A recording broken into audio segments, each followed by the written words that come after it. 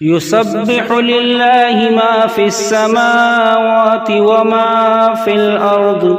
وما في الأرض الملك القدوس العزيز الحكيم.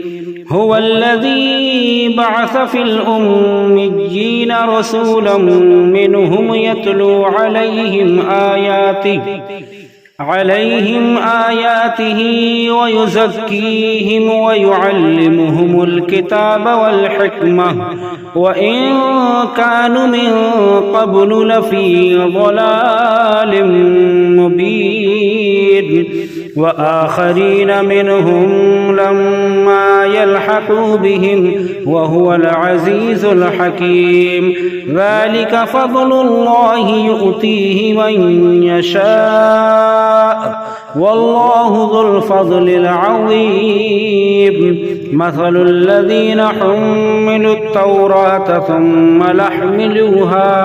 ثم لم يحملوها كمثل الحمار يحمل أسفارا بئس مثل القوم الذين كذبوا بآيات الله والله لا يهدي القوم الظالمين. قل يا أيها الذين هادوا إن زعمتم أنكم أولياء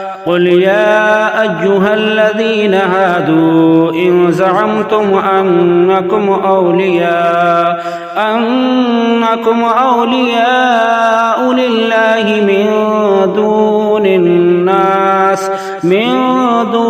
الناس فتمنوا الموت إن كنتم صادقين ولا يتمنونه أبدا بما قدمت أيديهم والله عليم بالظالمين.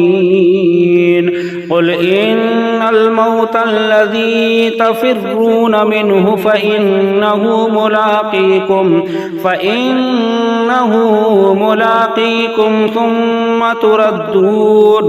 ثم تردون إلى عالم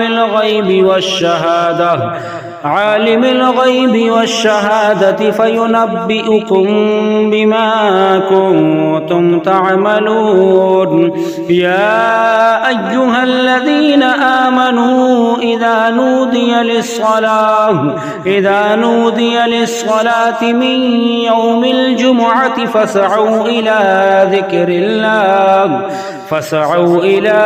ذكر الله وذروا البيع ذلكم خير لكم إن كنتم تعلمون.